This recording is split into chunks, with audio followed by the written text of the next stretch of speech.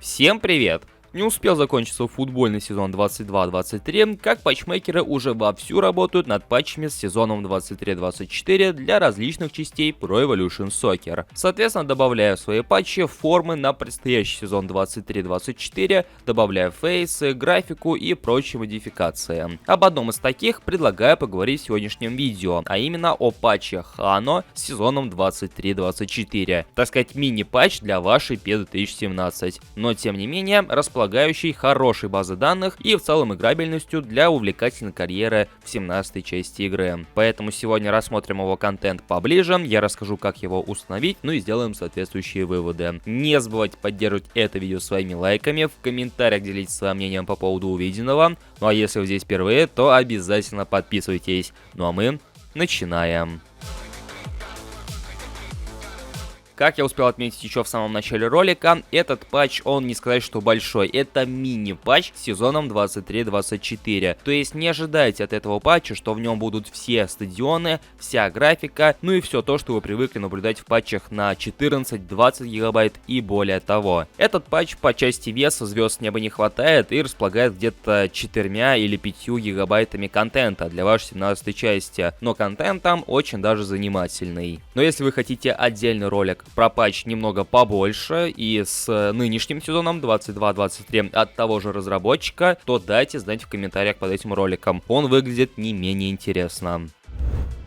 Что же касаемо контента этого патча, то здесь все сердито, но в то же время и недешево. То есть, несмотря на не самое большое количество, контент здесь очень даже неплохой. В частности, как я упоминал ранее, для команд из топ-лиг добавлены новые комплекты на сезон 23-24, в том числе домашний, гостевой, у некоторых даже вратарские имеются. Ну а все же остальные команды располагают актуальными комплектами на конец сезона 22-23. Соответственно, для игроков были добавлены обновленные фейсы, которые соответствуют нынешней внешности каждого из футболистов, ну и в целом качество фейсов очень даже приемлемое. Присутствуют татуировки и в целом лица похожи на игроков. Соответственно, были проведены трансферы на конец сезона 22-23 и составы у команд более чем актуальные. Соответственно, была проведена работа над рейтингами футболистов, каждый из игроков получил тот рейтинг, который заслуживает наибольше всего, ну а команда в топовых лигах имеет актуальные схемы и расположение игроков. Из прочего же также были обновлены мини-фейсы для игроков во время выбора состава, был добавлен новый геймплейный патч, теперь геймплей отличается от того, что представлено в 17 части PES, была обновлена графика Еврокубков под актуальную графику, которую мы наблюдаем в реальной жизни, как это ни странно. И в целом, возвращаясь к базе данных данного патча, стоит отметить, что неплохо сделаны команды во вкладке «Другие лиги Европа». И помимо этого были добавлены две новых лиги в лице американской MLS и мексиканской лиги BBVA MX.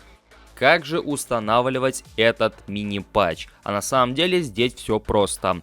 Для него вам необходима чистая версия P2017. Стоит ли говорить, что ссылка на патч ожидает вас в описании под этим роликом, но все-таки находятся такие люди, которые потом спрашивают, как скачать. Все необходимые ссылки в описании. Скачивайте 4 архива с этим патчем и распаковывайте содержимое. После того, как вы это сделали, заходите в вашу папку с P2017 и удаляете все файлы, все папки, за исключением папки Data, как это указано на ролике. После чего переносите содержимое из архивов в папку с вашей игрой и запускаете программу Deep File List и генерируете все файлы, которые присутствуют в папке Download. После того, как вы их сгенерировали, по сути, патч установлен. Запускаете ярлык от имени администратора и приступаете к игре.